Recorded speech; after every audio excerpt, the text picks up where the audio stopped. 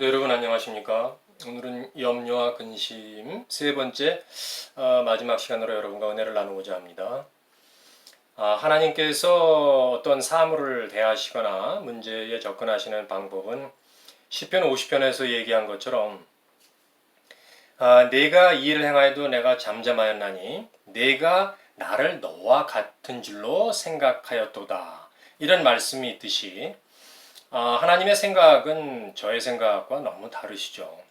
그렇기 때문에 염려 근심의 문제가 발생을 한다 하면은 그 문제를 그 하나님 앞에 가져가서 상의하고 처리하는 것이 저의 가장 베스트다. 이런 말씀을 이제 제가 드린 적이 있습니다.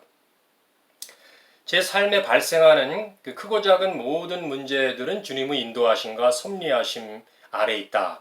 저는 이제 그렇게 믿고 있기 때문에 그 섭리하시는 하나님의 뜻에 맞게 이제 순종하고 헌신할 때 그 순종과 헌신의 삶이 제가 드려야 될 합당한 예배의 삶이다. 이제 저는 그렇게 이제 생각이 되었습니다. 아마도 그 말씀이 이제 로마서 12장 1절 말씀에서 의미하고 있는 것이기도 한데요. 그러므로 형제들아 내가 너희를 모든 하나님의 자비하심으로 권하노니 너희 몸을 하나님이 기뻐하시는 거룩한 산 제사로 드리라. 이는 너희가 드릴 영적 예배니라. 이런 말씀을 하셨지 않습니까? 헌신과 순종 그리고 로마서 11장에 관한 묵상은 나중에 다시 이제 말씀드리기로 하고요. 그래서 그 염려 근심의 문제는 어떻게 보면은 순종과 관계에 관한 것이다라고 이제 저는 그 생각이 들었습니다. 예수님은 걱정 근심하고는 전혀 관심이 없는 분이시죠. 하나님과 늘 친밀한 교제를 갖고 계시기 때문에 그 교제, 관계로부터 비롯되는 평안함으로 늘 유지한 채 매사에 임하셨다. 이제 그런 예수님이시죠. 나의 평안을 너에게 주노라 라고 말씀하신 예수님은 예수님의 뜻을 행하러 오신 것이 아니라 하늘에 계신 아버지의 뜻을 행하러 왔다라고 이제 요한복음에서 이제 말씀하고 계십니다. 내가 하늘에서 온 것은 내 뜻을 행하려 함이 아니요 나를 보내신 이의 뜻을 행하려 함이니라. 그렇기 때문에 예수님은 하나님의 뜻에 순종해서 사역을 하시고 일을 하셨어요. 그 예수님 사역의 비밀은 어떻게 보면은 그 하나님의 뜻에 순종한 것에 있지 않나 저는 이제 그렇게 생각이 들었습니다. 예수님은 하나님과 물론 바른 관계에 있었죠. 그 바른 관계에서만 나오는 그런 능력을 공급받을 수 있었는데 그 예수님께 나타난 가장 큰 능력은 바로 순종의 능력이었다. 빌립보서 2장 8절에 예수님이 이 땅에 나타나신 것은 사람의 모양으로 나타나사 자기를 낮추시고 죽기까지 복종하사 십자가에 죽으심이라 라고 말씀을 하셨어요. 그러니까 어떤 순종이었냐 하면은 십자가에서 죽기까지 순종하신 그 순종의 능력. 그것이 아마 하나님께 대한 예수님의 가장 최상의 순종이 아니었나 저는 이제 그렇게 생각을 해보았습니다. 그러면 나의 경우는 어떠냐? 저는 하나님과 바른 관계에 있지 않을 때, 그러니까 그건 순종의 자리에 있지 않을 때였죠. 평안은 물론이고 평안은 없다는 얘기죠. 대신에 이제 걱정, 근심만 저를 사로잡고 마음에 가득한 경험을 정말 너무나 많이 했습니다. 그러나 이제 하나님의 은혜로 제가 이제 하나님과 온전한 바른 관계의 자리에 나왔지 않습니까? 그 다음에 이제 순종의 자리에 나왔죠. 그리고 그리스도께서 내 마음에 계신 것을 믿고 평안을 너에게 주노라 라고 하신 말씀을 저의 말씀으로 받고 염려 대신 감사함으로 기도하라 라는 말씀을 저의 말씀으로 받고 기도했을 적에 하나님께서는 주님의 평강을 저에게 이제 허락하셨다. 이런 일이 이제 저에게 경험되었다는 말씀입니다. 그리고 이제 그 말씀이 약속하신 대로 그 평안이 염려, 근심, 걱정을 이제 몰아내는 그런 어떤 놀라운 일들을 제가 경험하게 되었다. 다시 한번 말씀을 드리는 거죠. 현재 그 어떤 거주하는 아파트가 이제 재건축 사업을 한다. 그것 때문에 걱정이 된다라고 이제 어떤 아는 분이 전화가 왔어요. 왜냐하면 이제 곧 조합원 찬반 투표를 하는데 자기는 원하지 않는데 대부분의 사람들이 찬성 쪽을 원하고 있는 것 같더라. 애들도 다 출가하고 이제 두뇌가 살기에 부족함이 없는데 조금 낡았지만 지금 뭐 재건축하게 되면은 뭐 이사 왔다 갔다 이거 참 귀찮고 고민이 된다. 이제 그런 내용으로 저한테 전화를 했더라고요. 근데 일주일 후에 전화가 다시 왔습니다.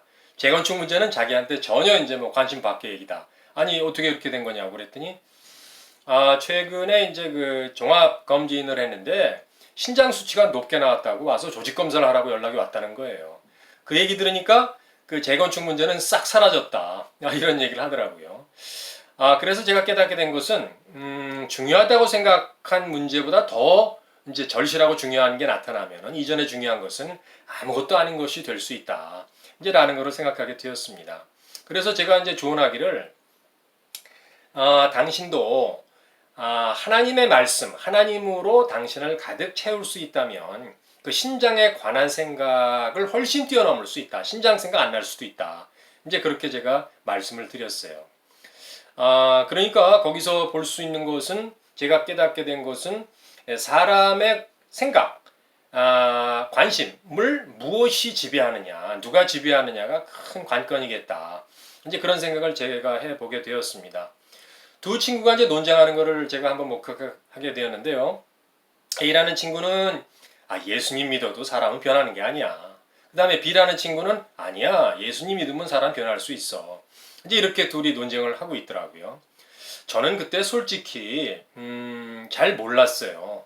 이렇게 생각하면 맞는 것 같기도 하고 저렇게 생각하면 또 B가 맞는 것 같기도 하고 그런데 깨닫게 된 것은 제가 그리스도께서 내 안에 계시다는 사실을 믿기 전까지 이제 그렇게 헷갈려 했다 이런 말씀이었습니다. 그런데 이제는 명확합니다. 말씀이 저에게 명확하게 이제 이렇게 알려주셨어요. 그런즉 누구든지 그리스도 예수 안에 있으면 새로운 피조물이라. 이전 것은 지나갔으니 보라 새 것이 되었도다.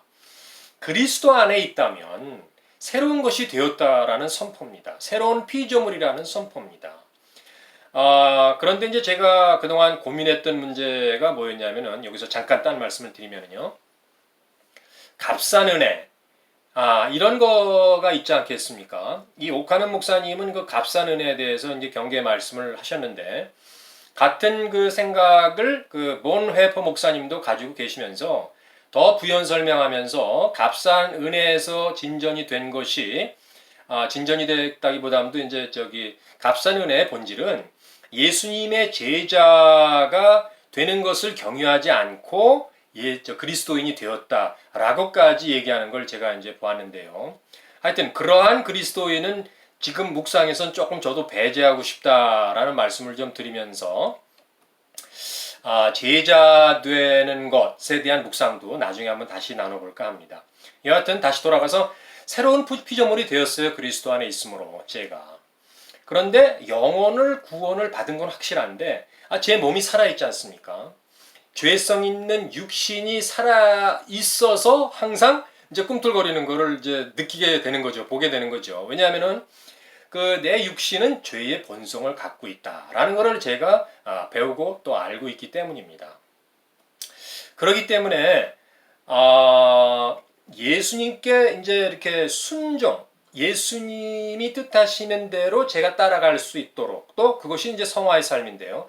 성화의 삶을 살 수 있도록 나를 훈련시키는 게 참 중요하겠다 하는 것이 이제 저에게 생각이 났습니다.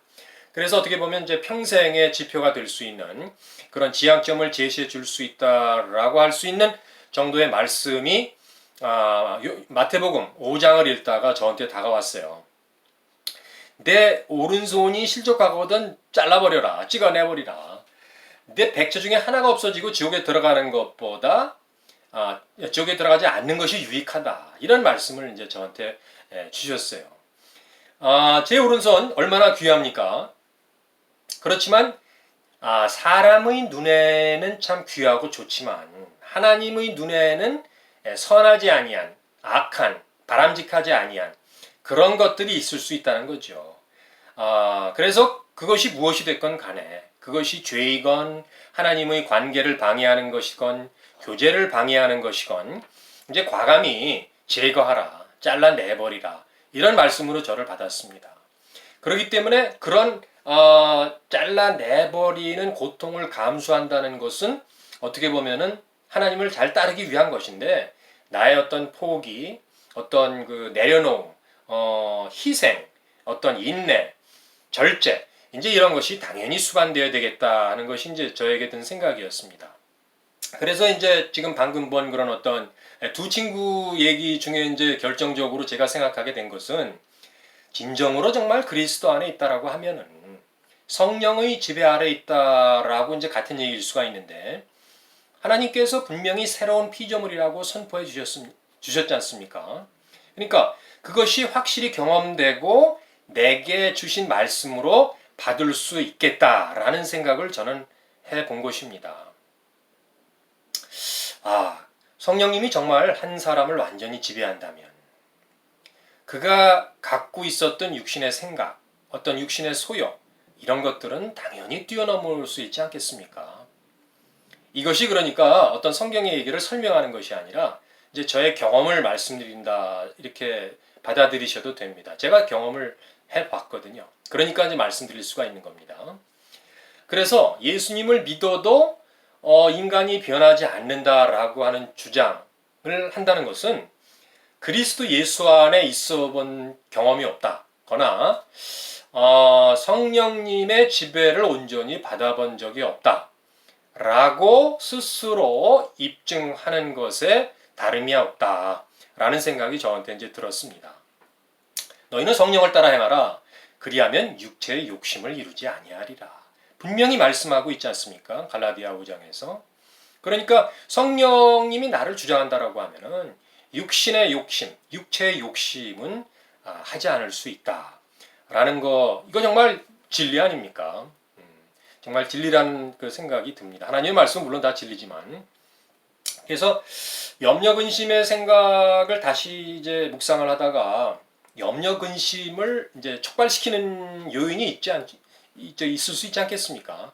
많이 있는데 저한테 이전에 그 중에 이제 대표적인 게 또 뭐였냐 하면 생각나는 것이, 절제되지 않는 어떤 감정이 참 큰 몫을 차지했다. 저는 이런 그런 생각을 좀 들었어요. 저는 이제 보기보다 이성적이기보다는 감정이 좀 앞선 그런 사람입니다. 감정이 앞선다는 것은 마음이 급하다는 얘기죠. 마음이 급하다는 얘기는 하나님을 고려하는 그런 어떤 여유가 줄어든다. 하나님을 잘 생각을 못하니까 이제 화도 내고 짜증도 내고 급한 마음에 하지 말아야 될 말도 하고 뭐 그러지 않겠습니까? 오스왈드 챔버스 목사님은 내 마음이 바라는 것을 당장 그 자리에서 소유하기 원하는 마음을 정욕이다, 그렇게 이제 표현을 하셨어요. 제가 이제 작은 예가 생각이 났는데 바로 이제 어저께 얘기입니다. 피스 작업을 열심히 하고 있는데 이 피스가 고장이 났어요. 그래서 이제 AS 전화했더니 뭐 이틀 후에나 온다는 거예요. 제가 이제 마치려고 하는 일의 분량, 그 다음에 시간, 뭐 이런 게 있으면서 일을 하지 않겠습니까? 그런데 예전 같으면은 참 그런 거 생각하고 또 뭐 AS 전화했더니 며칠 후에 온다. 이게 좀 짜증이 나는 일이었죠. 짜증이 나고 조바심을 냈던 저였습니다. 그게 바로 오스왈드 챔버스 목사님이 말씀하시는 정욕이다라고 표현해도 아주 뭐 지나치지 않는 것 같아요. 근데 이제는 그런 일이 발생을 하지 않습니까? 그러면은 하나님의 사인으로 인식하고 해석을 이제 하게 되었다. 그게 습관이 되었다. 이제 이런 얘기입니다. 피스가 복원될 때까지 그 일을 잠시 멈추라. 이런 메시지였습니다. 저한테. 그렇게 되니까 어떻게 됩니까? 느긋하고 여유 있는 마음이 생기게 되죠. 왜냐하면은 매사가 매 순간이 하나님께서 저를 돌보시는 그런 섭리와 인도하심의 과정 아니겠습니까? 그러니까 그 작은 사건이지만 PC가 그렇게 되었다. 그 다음에 그 시간 중에 있지 않습니까? 저도 하나님의 타임 테이블에. 그렇기 때문에 모든 것을 주관하시는 하나님의 시간 속에도 맡길 수 있겠다. 이제 그런 생각까지 이제 저한테 들었다는 겁니다. 그런 달라진 모습을 제가 볼 때마다 사실 저도 많이 깜짝 놀라는 경우가 많아요. 이제 그런 일이 있을 경우에 저는 자연스럽게 PC 고장 날 때도 그렇고, 하나님 아버지 감사합니다. 감사할 상황이 아닌데 감사가 나오는 저를 발견하곤 합니다. 그래서 이렇게 어떤 상황에도 감사가 나오는 그런 어떤 습관, 자연스러운 습관이 저에게 형성이 된 걸 바라볼 때마다 저는 너무나 감사한 거지요 또. 제게 이제 과거에 그 감정이 이렇게 요동치고 상하거나 이제 그런 어떤 것들이 좀 많이 있었지 않겠습니까? 이제 그런 것들을 어떻게 이제 좀 진정을 하고 하나님을 계속 바라볼 수 있겠냐 이런 훈련을 해봤는데 이제 제가 생각한 거는 저는 이제 이렇게 하고 있다는 말씀입니다. 그런 상황이 생기면은 저는 일단 호흡을 가다듬어요. 그냥 어떤 짜증이나 분을 그대로 그 자리에서 이렇게 발산하게 되면 저 혼자 발산하게 되면 문제가 없는데 그게 이제 상대방이 있다 보면 문제가 될 수 있지 않겠습니까? 그래서 일단 입을 좀 다물고 심호흡을 하고 마음을 가라앉히는 거죠. 그 다음에 저는 어떻게 습관이 됐냐면은 하나님께 좀 물어봐요. 하나님 이 상황이 이거 어떻게 된 겁니까? 제가 이걸 어떻게 봐야 됩니까? 어떻게 처리해야 됩니까? 하나님 좀 지혜를 주셔서 잘 처리할 수 있게 해주세요.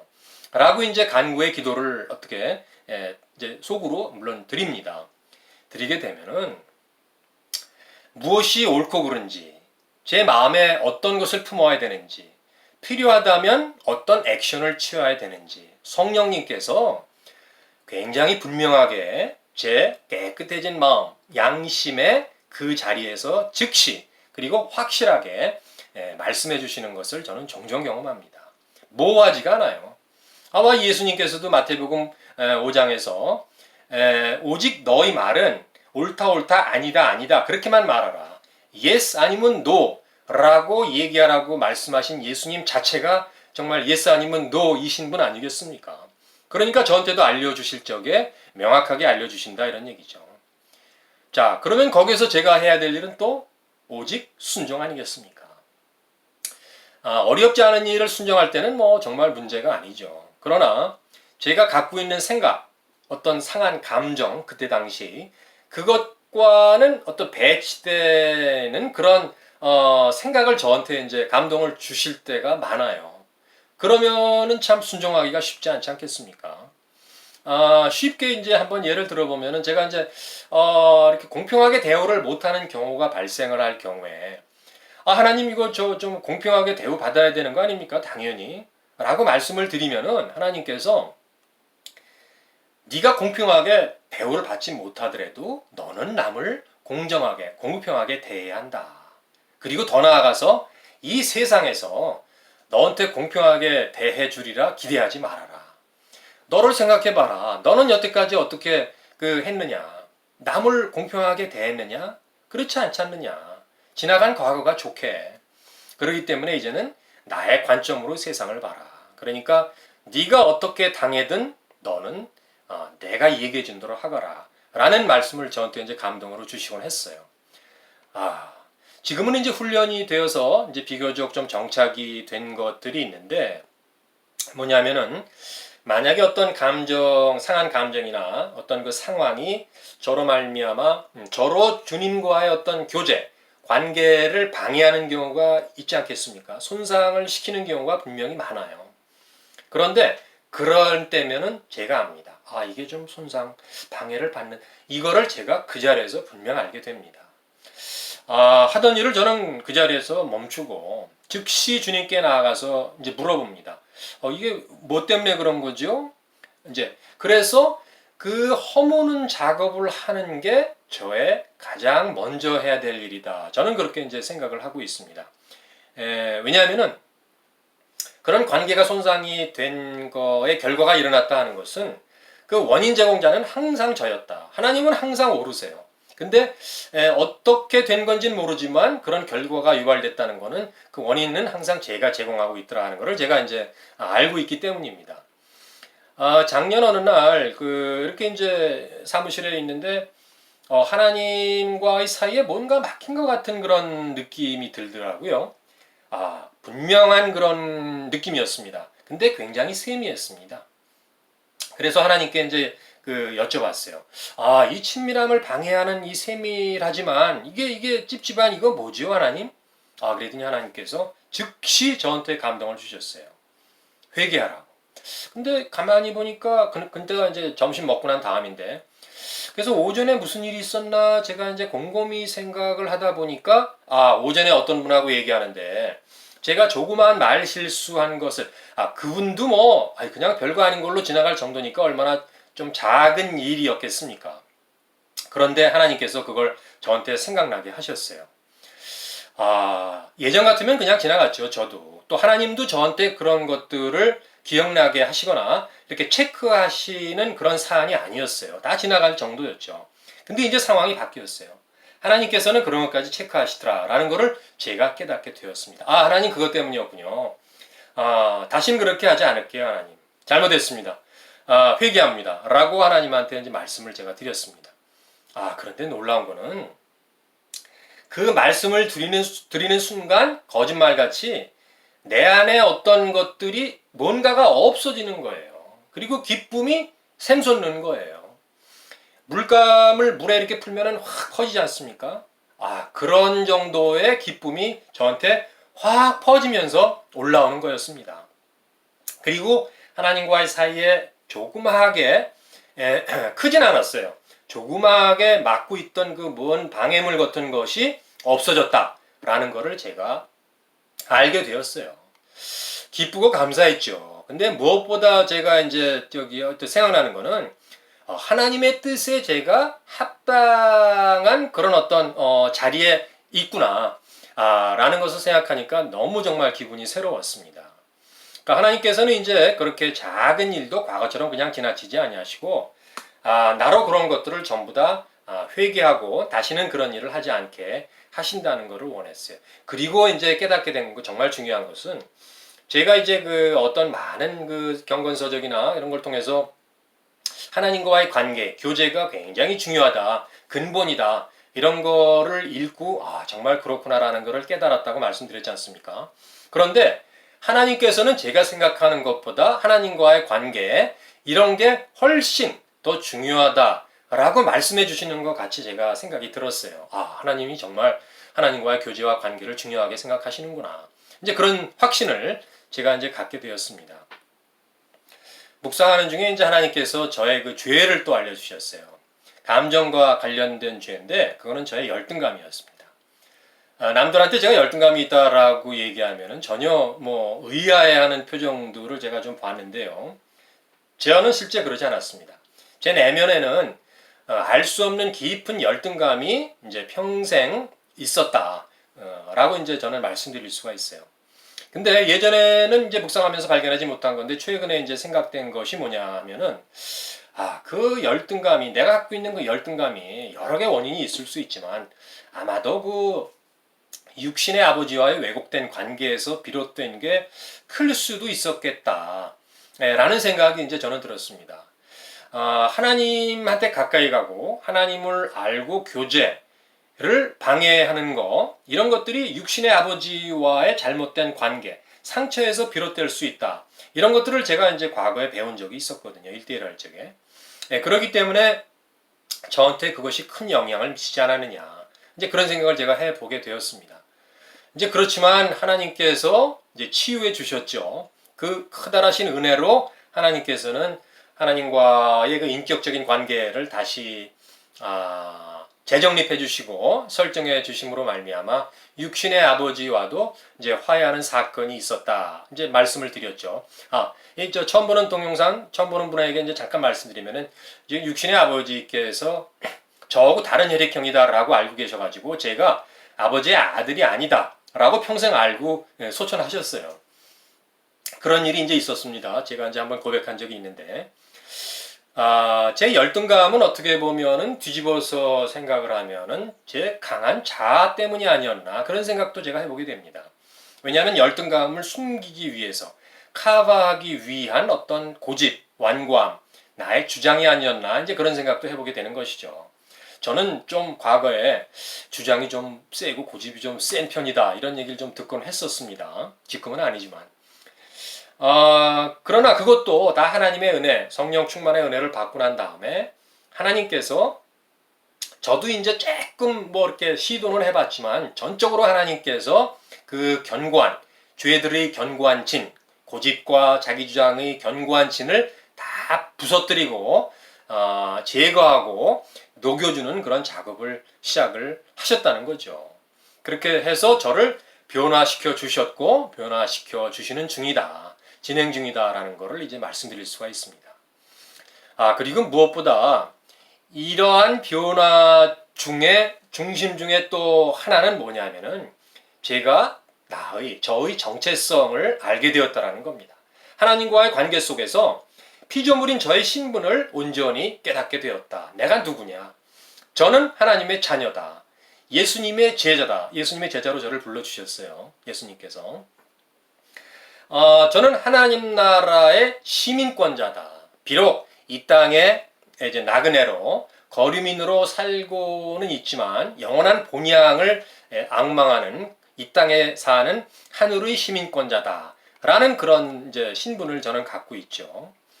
제가 최고로 추구해야 될 것은 하나님의 영광과 하나님을 즐거워하는 것이며 또 기쁘게 하는 자로 부름을 받았다. 제가 하나님께서 그런 나의 신분을 깨닫게 해주셨어요. 그렇기 때문에 예수님께서 다시 오시지 않겠습니까? 다시 오실 그날을 소망하는 자로서 또 에베소서에서 약속해 주신 풍성한 영광의 그 기업을 받을 자로 이제 하나님께서는 저의 신분을 알게 하셨고 그렇기 때문에 이제 그 하나님의 영원한 집에서 하나님과 거하며 하나님을 영원히 찬양하는 그런 자로 저를 부르셨다. 저의 신분을 만드셨다라는 것을 이제 제가 알게 되었습니다. 얼마나 감사한 일입니까? 이 귀한 것들을 깨달아 알게 하셨으니. 그래서 내가 그 누구냐라고 하는 그 정체성을 온전히 깨닫게 되었을 때 하나님께서는 정말 어떻게 보면은 그게 또 시발점이었을 수도 있어요. 하나님께서는 정말 많은 것을 깨달아 알게 하셨어요. 하나님 나라에 대한 눈도 뜨게 하신 게 이제 그 중에 하나고요. 그 하나님 나라에 눈 뜨게 되니까 하나님 나라에 대한 그 미스테리, 이제 영어 성경에서는 미스테리라고 하나님의 비밀 그런 게 이제 몇 개 나와 있는데 그런 것들을 말씀을 통해서 알게 하신 그런 정말 사건들도 몇 개 있었어요. 이건 나중에 이제 다시 나누겠습니다. 그리고 이제 오늘 얘기하려고 하는 가장 중요한 깨달음 중에 하나는 제가 그리스도 안에 있고 그리스도가 내 안에 있다는 사실을 깨닫게 된 것이었습니다. 새로운 피조물이 된 게 그리스도 예수 안에 있는 자는 이렇게 나오지 않습니까? 그러니까 제가 그리스도 예수 안에 있다라는 사실을 제가 알게 되었다는 것, 물론 하나님의 은혜로 이제 성령님께서 알게 해주신 건데, 알게 되었다는 사실로 인해서 염려와 근심의 문제를 완전히 해결해 나갈 수 있겠다. 저의 문제입니다. 이제 그런 얘기를 말씀드릴 수가 있습니다. 예수님은 아까도 말씀드렸지만 염려, 근심하고는 관계가 없으신 분이죠. 그런 그리스도께서 내 안에 계시다. 라고 하는 것은 당연히 저도 그 걱정, 근심과 관련이 없는 사람이죠. 그러나 거기를 또 넘어서 제 안에 그리스도의 영이 있지 않겠습니까? 그리스도가 계시니까. 그 그리스도의 영이 저에게 그런 염려와 근심을 극복하고 이길 수 있는 힘과 능력을 성령님으로 말미암아 저한테 공급해 주시고 있다라는 사실을 제가 이제 깨닫게 되었다는 사실입니다. 그렇기 때문에 물론 이제 그렇게 해주셨지만 평생을 가야 되는 문제이기 때문에 염려와 근심의 문제들은 말이죠. 제가 염려와 근심에 대해서 그럼 기도할 것이 무엇일까? 라고 생각해 봤는데 하나님께서 감동을 주셨어요. 결국은 하나님의 말씀, 염려하지 말라는 하나님의 말씀에 정말 순종할 수 있는 그런 힘과 능력을 제게 허락하시옵소서 라는 기도를 드려야 된다는 게 이제 첫 번째였고요. 또 제가 이제 아까도 육신이 영혼은 구원을 받았지만 육신이 아직 있다고 그랬지 않습니까? 몸이 남아 있습니다. 이 육신에 죄가 거하기 때문에 죄가 거한다는 거는 지금 순종의 문제와 관련해서 보면 하나님의 말씀에 순종하지 못하는 불순종의 죄지요. 또 육신의 소욕, 육신의 어떤 그런 정욕을 야기할 수 있죠. 육신이 나를 지배한다라고 하면은. 그렇기 때문에 그 육신의 죄성을 제거할 수 있고 능히 극복할 수 있는 성령 충만하게 해달라는 그런 기도를 나는 반드시 해야만 하겠다. 근데 사실 이런 성령 충만의 기도나 말씀에 순종할 수 있는 그런 어떤 능력을 주십사라는 기도는 그 사실 두 기도만 제대로 한다라고 하면 인생의 전반에 대해서 커버 안 될 게 어디 있겠습니까? 그러나 이제 염려와 근심에 관련해서 이제 제가 하나님께 그럼 제가 어떻게 해야 될까요? 평생 이제 이런 말씀을 굉장히 큰 그런 기도지만 여하튼 지금도 그래서 이런 제목의 기도를 갖고 저는 계속 기도를 하고 있습니다. 그래서 이런 기도를 하고 했을 적에 정말 염려하지 말라는 말씀에 제가 순종할 수 있는 능력이 저한테 주어져서 순종을 함으로 말미암아 염려와 근심에서 해방이 된다면 사실 지금 해방이 되어가고 있지만 하나님께서 얼마나 기뻐하시겠느냐. 그렇게 해방이 되어가고 있는 저를 보고 하나님께서는 굉장히 기뻐하실 것이고 지금도 기뻐하시면서 잘하고 있다라고 말씀해 주실 것이다 라고 저는 이제 믿고 있는 거죠. 하나님께서 여러 가지 저한테 소원을 주셨어요.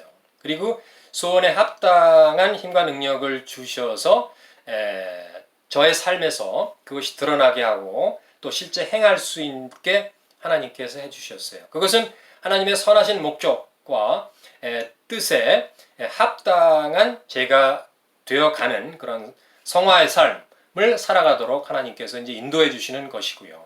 그것이 이제 결국 영적 성장, 영적 성숙으로 이어갈 때 여태까지 정말 생각했던 그런 염려, 근심, 이런 걱정, 이런 문제는 해결해 나갈 수 있겠다라는 그런 믿음이 저한테 생겼다는 겁니다.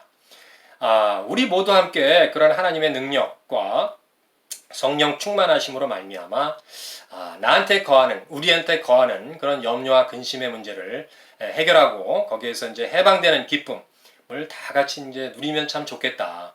이 모든 것을 허락하시고 깨닫게 하시고 알게 하신 우리의 하나님 아버지, 나의 하나님 아버지께 영광과 찬송, 감사를 어찌 안 올릴 수 있겠습니까? 감사합니다. 오늘 동영상은 여기까지입니다. 또 뵙겠습니다.